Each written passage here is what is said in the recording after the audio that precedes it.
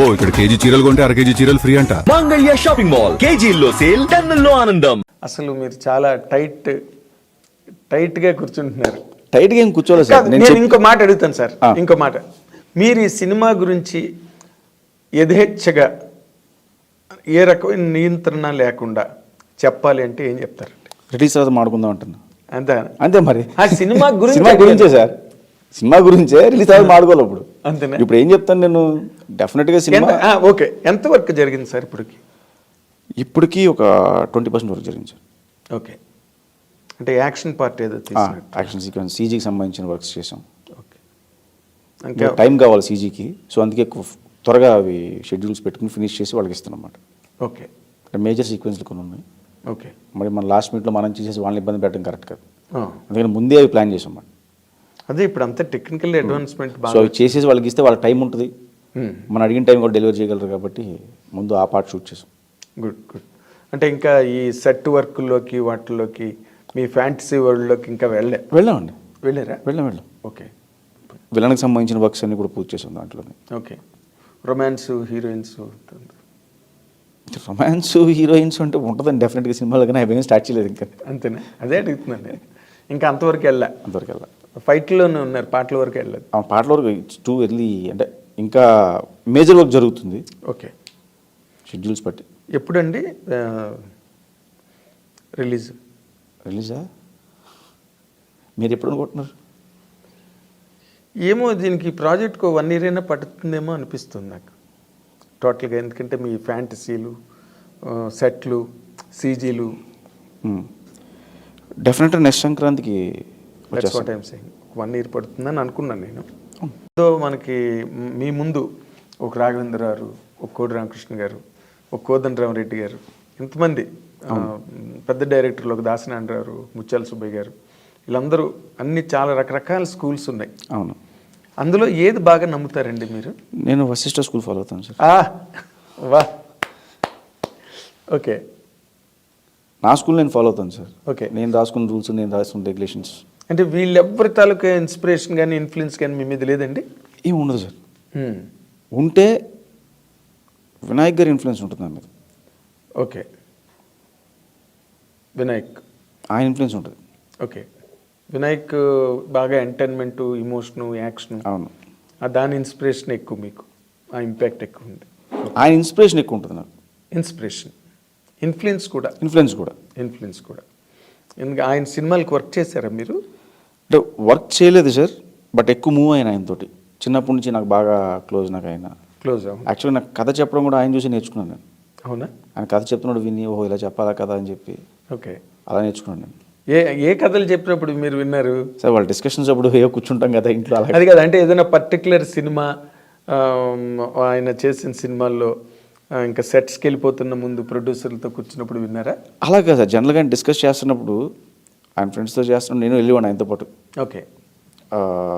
ఆ టైంలో వాళ్ళు చెప్పే నరేషన్ స్టైల్ బాగుండేది, చాలా అర్థమయ్యేలా ఉంటుంది, క్లియర్గా, ఎక్కడ కన్ఫ్యూజన్ ఉండదు. సో అది భలే నచ్చింది నాకు, ఇలా చెప్పాలా కదా అలా నేర్చుకున్నది. ఓకే, ఆ స్కూల్ నుంచి వచ్చారు మీరు, వినాయక్ గారి స్కూల్ నుంచి వచ్చారు. హ్యాపీ అనుకోవచ్చు. Very good.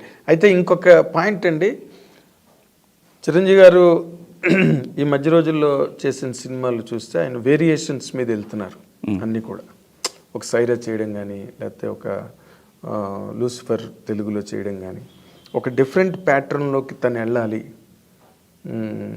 రెగ్యులర్ సినిమాలు చేయకూడదు అన్న ఒక ఇది కనిపిస్తోంది ఆయనలో, ఆ ప్రిపరేషన్. ఇప్పుడు ఈ సినిమా కంప్లీట్గా ఫ్యాంటసీ. అవును.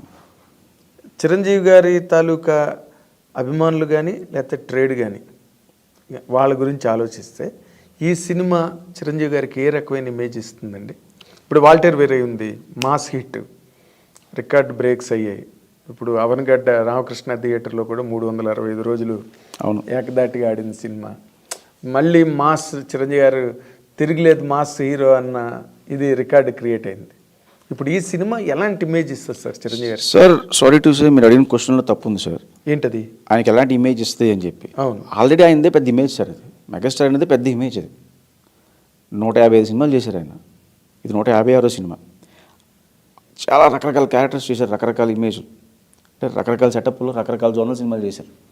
మీరు అన్నట్టు రీసెంట్గా వచ్చిన సైరా కానీ లేకపోతే గాడ్ ఫాదర్ అంటారు, బట్ దానికి ముందు సినిమాలు రుద్రవేణి చేశారు ఆయన, తర్వాత అదేంటిది ఎముడికి మొగుడు చేశారు. అంటే ఆయన అప్పుడే స్టార్ట్ చేశారు. అవును, అవన్నీ పెద్ద హిట్లు, అవన్నీ అవును, మామూలు ఇట్లా. అన్ని జోనర్లు చేశారు ఆయన. ఇప్పుడు ఆయన ఇమేజ్ ఎప్పుడు కూడా మెగాస్టార్ అనే ఇమేజ్ అంతే, దాన్ని మనం పెంచేది ఏం లేదు, ఎక్కడో అక్కడ ఉంది, ఇంకా దానిపైన ఏం లేదు. అదే అదే. సో మనం దాన్ని చెడగొట్టకుండా ఉంటే చాలు.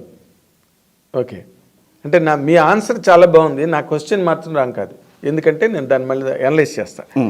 ఏంటంటే మీరు అడిగారు ఎలాంటి ఇమేజ్ ఇస్తేనే అడిగారు, ఇవ్వడానికి ఏం లేదు సార్ అక్కడ అంటాను నేను.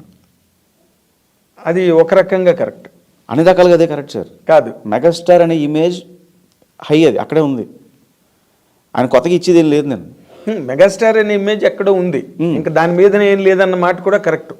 చాలా మంచి ఎనాలిసిస్ అది. నేను అనేది ఏంటంటే ఇప్పుడు ఆడియన్స్ సినిమా చూసినప్పుడు చిరంజీవి గారు కొత్తగా చేశాడరా, కొత్తగా ఉన్నాడరా, అసలు లుక్ కానీ ఆ గెటప్ కానీ ఇవన్నీ కూడా, అది నేను అడిగింది. అది సినిమా కాదు కదా, గెటప్స్ ఏమైనా ఉన్నాయి సినిమాలో? అది ఇప్పుడు చెప్పలేను కానీ సార్, గెటప్స్ ఉన్నాయా లేవనేది ఇప్పుడు too early to say. But ఈ సినిమాకి ఏం కావాలో అది ఉంటుంది సార్, అంతే. నా సినిమాకి ఏం కావాలో అది ఉంటుంది. ఓకే, అంటే ఇది కాస్ట్యూమ్ డ్రామా కాదు? కాస్ట్యూమ్ డ్రామా కాదు. ఓకే, నేను అదే నాట్ ఏ కాస్ట్యూమ్ డ్రామా. ఇప్పుడు బింబిసార్ లాగా కాస్ట్యూమ్స్ కాదు, కంప్లీట్గా ఆయన సోషల్ గెటప్లోనే జగదేకుడు. ఎక్కడ ఆయన స్టైల్ మిస్ అవ్వదు సార్, ఎక్కడ ఫ్యాన్స్ మెగాస్టార్ చిరంజీవిని మిస్ అవ్వరు ఎక్కడ. అంటే ఒక పాత్రలో చిరంజీవి గారిని నేను చూడనక్కర్లేదు, చిరంజీవి గారిలోనే పాత్రను చూడాలి. ఆ పాత్రలో చిరంజీవి గారిని చూసుకోవచ్చు, అది నేను అడుగుతున్నాను.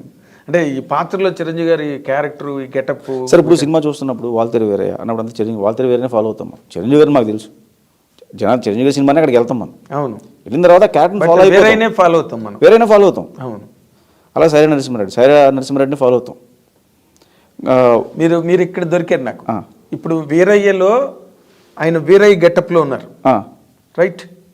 సైరా నరసింహారెడ్డి గెటప్లో ఉన్నారు. అవును. సో మనం ఆ పాత్రలోనే చిరంజీవి గారిని చూస్తాం, చిరంజీవి గారినే చూస్తాం. అవును, బట్ ఆ పాత్రలో చూస్తాం. అవును. ఇప్పుడు అలాంటిది ఏమైనా ఉందా, లేదు మామూలుగా ప్యాంటు షర్టు? నేను దొరకలేదు సార్. నా సినిమా రిలీజ్ తర్వాత మీరు చూడొచ్చు, చెప్పొచ్చు. అది నేనే చెప్తా కదా, అదే అప్పుడు ఎందులో అప్పుడు చెప్పాలి, ఇప్పుడు చెప్పలేను నేను, అది చెప్పకూడదు కూడా.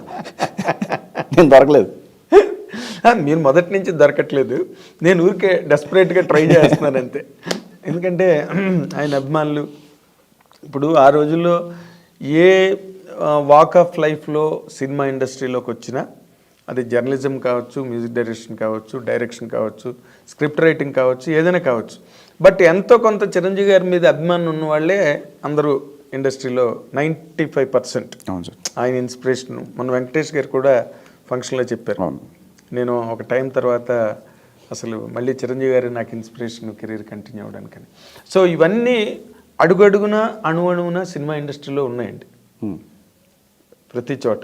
ఇప్పుడు అలాగే ఇప్పుడు ఎందుకు అడుగుతున్నానంటే ఈ పాయింట్లు ఎంతో కొంత అభిమానులకి మీ ఇంటర్వ్యూ ద్వారా ఉప్పు అందిద్దామన్నది నా ప్రయత్నం.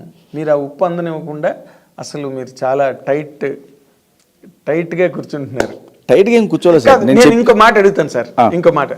మీరు ఈ సినిమా గురించి యథేచ్ఛగా ఏ రకమైన నియంత్రణ లేకుండా చెప్పాలి అంటే ఏం చెప్తారండి? రిలీజ్ తర్వాత మాడుకుందాం అంటున్నా, అంతే అంతే. మరి ఆ సినిమా గురించే సార్, సినిమా గురించే రిలీజ్ తర్వాత మాడుకోవాలి. ఇప్పుడు అంతేనా? ఇప్పుడు ఏం చెప్తాను నేను, డెఫినెట్గా సినిమా.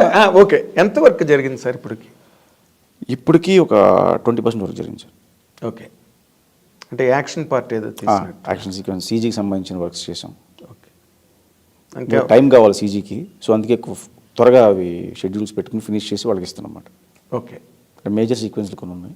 ఓకే, మరి మన లాస్ట్ మినిట్లో మనం చేసేసి వాళ్ళని ఇబ్బంది పెట్టడం కరెక్ట్ కాదు, అందుకని ముందే అవి ప్లాన్ చేసాం అన్నమాట. అదే ఇప్పుడు అంతా టెక్నికల్ అడ్వాన్స్మెంట్. సో అవి చేసేసి వాళ్ళకి ఇస్తే వాళ్ళకి టైం ఉంటుంది, మనం అడిగిన టైం కూడా డెలివరీ చేయగలరు కాబట్టి ముందు ఆ పార్ట్ షూట్ చేసాం. Good good. అంటే ఇంకా ఈ సెట్ వర్క్లోకి వాటిల్లోకి మీ ఫ్యాంటసీ వరల్డ్లోకి ఇంకా వెళ్ళామండి. వెళ్ళారా? ఓకే, విలన్కి సంబంధించిన వర్క్స్ అన్ని కూడా పూర్తి చేసాం దాంట్లోనే. ఓకే, రొమాన్స్ హీరోయిన్స్ అంటే ఉంటుందండి డెఫినెట్గా సినిమాలో, కానీ అవి స్టార్ట్ చేయలేదు ఇంకా. అంతేనా? అదే అడుగుతున్నాను నేను.